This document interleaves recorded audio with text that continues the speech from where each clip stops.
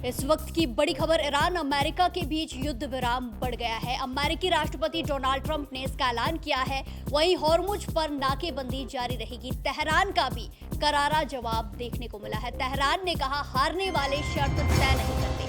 ऐसे में कई सारे सवाल हैं। क्या मिडिल ईस्ट में शुरू होने वाला महायुद्ध अब टल गया है? क्या पाकिस्तान की अपील पर झुक गए हैं डोनाल्ड ट्रंप? और सबसे बड़ा सवाल, क्या ईरान की घेराबंदी उसे घुटनों पर टेकने पर मजबूर कर देगी? बड़ी खबर अमेरिका और ईरान के बीच चल रहे तनाव से जुड़ी हुई है, जहां राष्ट्रपति डोनाल्ड ट्रंप ने एक चौंकाने वाला फैसला लेते हुए ईरान के साथ युद्ध विराम यानी कि सीज फायर को बढ़ाने का ऐलान किया है। लेकिन कहानी में ट्विस्ट यह है कि ट्रंप ने युद्ध को रोका है, पर ईरान की सांसें अटकाने वाली जो नाकेबंदी है उसे और ज्यादा सख्त कर दिया है।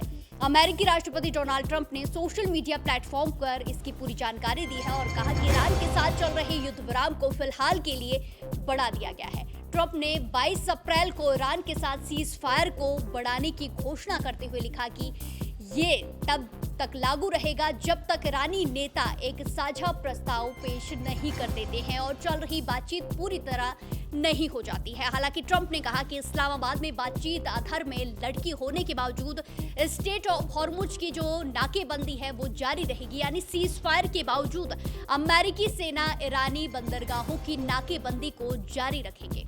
एक पोस्ट में ट्रंप ने कहा कि यह फैसला पाकिस्तान के उस अनुरोध के बाद लिया गया है जिसमें आगे की सैन्य कार्रवाई को टालने और कूटनीति के लिए समय देने की बात कही गई थी। ट्रंप ने सोशल मीडिया पर लिखा, इस तथ्य के आधार पर कि ईरान की सरकार गंभीर रूप से बटी हुई है, जो कि कोई हैरानी की बात बिल्कुल भी नहीं है, और पाकिस्तान के फील्ड मार्शल आसिम मुनीर और इसी के साथ प्रधानमंत्री शहबाज शरीफ के अनुरोध पर हमसे कहा गया है कि हम ईरान पर अपना हमला तब तक के लिए रोक दें जब तक कि उनके नेता और प्रतिनिधि कोई एकमत प्रस्ताव लेकर नहीं आते हैं, ऐसा ट्रंप ने कहा। इसी के साथ ट्रंप ने कहा कि इसलिए मैंने अपनी सेना को निर्देश दिए हैं कि वो नाकेबंदी जारी रखे और बाकी सभी मामलों में तैयार और सक्षम रहें, और इसीलिए मैं सीज फायर को तब तक के लिए बढ़ा रहा हूं जब तक कि उनका जो प्रस्ताव है वो जमा नहीं हो जाता और चर्चाएं नहीं होती, चाहे किसी भी नतीजे पर पहुंचे पूरी नहीं हो जाती हैं जब तक बातें, तब तक सीज फायर रहेगा। ये कदम ऐसे समय में सामने आया है जब व्हाइट हाउस ने अमेरिकी उपराष्ट्रपति जेडी वेंस को ईरान के साथ दूसरे दौर की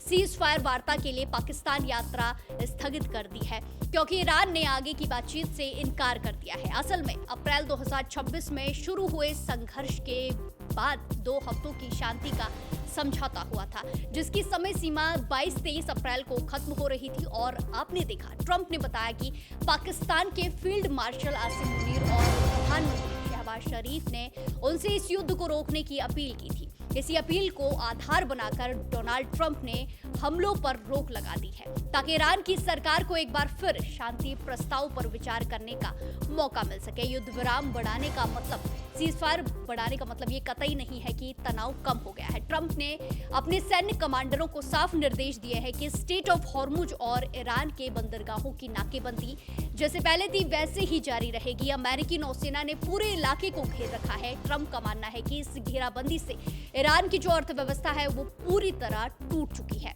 और जब तक ईरान कोई बड़ी डील नहीं करता तब तक ये पाबंदियां, ये जो बैन लगे हैं वो नहीं हटेंगे। हाल ही में अमेरिकी सेना ने एक ईरानी जहाज को भी कब्जे में लिया था, जिससे ये साफ है कि अमेरिका पीछे हटने के मूड में बिल्कुल भी नहीं है।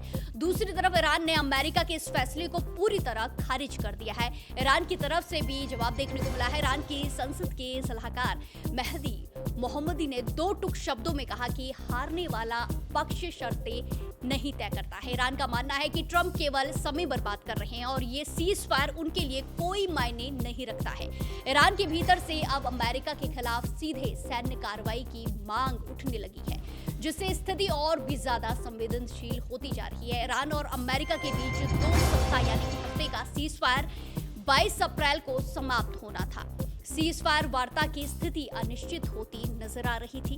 दोनों देशों ने कहा था कि अगर कोई समझौता नहीं होता है, कोई भी डील नहीं होती है, तो वो युद्ध फिर से शुरू करने के लिए तैयार है। इस्लामाबाद में होने वाली बातचीत अभी अनिश्चित बनी हुई है, क्योंकि ईरान ने अभी तक पूरी तरह से अपनी सहमति नहीं दी है। बार बार ईरान की तरफ से इनकार देखने को मिला। तेहरान ने अमेरिका से मिल रहे विरोधाभासी संकेतों का हवाला दिया कि जिससे सार्थक बातचीत की संभावनाओं पर संदेह पैदा हो गया है।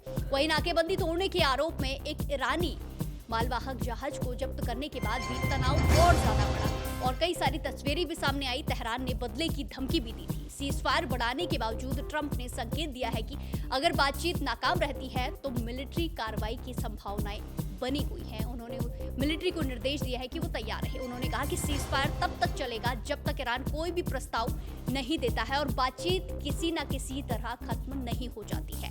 सीजफायर के बीच दोनों पक्ष एक दूसरे को चेतावनी देते नजर आ रहे हैं। हालांकि डिप्लोमेटिक चैनल भी खुले हुए हैं। अमेरिकी सीजफायर के ऐलान के बाद प्रधानमंत्री शहबाज शरीफ ने पाकिस्तान के प्रधानमंत्री ने ईरान के साथ चल रहे यूएस इजराइल संघर्ष में सीजफायर बढ़ाने पर सहमत होने के लिए डोनाल्ड ट्रंप को धन्यवाद दिया। शरीफ ने कहा कि इस कदम से डिप्लोमेसी को और समय मिलेगा और ज्यादा टाइम मिलेगा। इस तनाव का सीधा असर अब दुनिया भर के बाजारों पर भी देखने को मिल रहा है। एक्सपर्ट्स का मानना है कि अगर ये तनाव और ज्यादा ऐसे ही खिंचता है तो सोने और चांदी की कीमतों में बड़ा उतार चढ़ाव आ सकता है। क्या ट्रंप की ये रणनीति ईरान को मेज पर लाने में सफल होगी या फिर ये किसी बड़े तूफान से पहले की शांति है? इस पर पूरी दुनिया की नजरें टिकी हुई हैं। सवाल ये उठता है कि अमेरिका और इजराइल जैसी महाशक्तियों के हमले झेलने के बाद भी ईरान झुका क्यों नहीं है? 28 फरवरी को शुरू हुए इस सैन्य अभियान का असली मकसद ईरान को परमाणु हथियार बनाने से रोकना था। अमेरिका ने ईरान के परमाणु ठिकानों को तहस नहस करने में कोई भी कसर नहीं छोड़ी। वहां एक के बाद एक हमलों की खबर देखने को मिली। ट्रंप दावा कर रहे हैं कि ईरान अपना यूरेनियम सरेंडर करने को तैयार है, लेकिन तेहरान ने इसे कोरा झूठ बताया। आखिर ईरान के पास ऐसी कौन सी शक्ति है जिसके दम पर वो सीना ताने खड़ा है? ये भी सवाल है। वो नया हथियार, मिसाइल या बम नहीं बल्कि स्टेट ऑफ हॉर्मुज है। ये भी साफ तौर पर देखने को मिलता है। ईरान अच्छी तरह जानता है कि दुनिया की रगों में दौड़ने वाला तेल इसी रास्ते से होकर गुजरता है। यहाँ से अधिकतर सप्लाई होती है। हॉर्मुज स्टेट की जो फारस की खाड़ी है, ओमान की खाड़ी से होता है। इसकी अहमियत का अंदाजा इस बात से लगाया जा सकता है कि दुनिया के कुल तेल खपत का 20% हिस्सा सिर्फ इसी संकरे रास्ते से निकलता है। युद्ध से पहले यहाँ से हर दिन करीब 2.5 करोड़ बैरल कच्चा तेल भारत, चीन और जापान जैसे देशों तक पहुंचता था।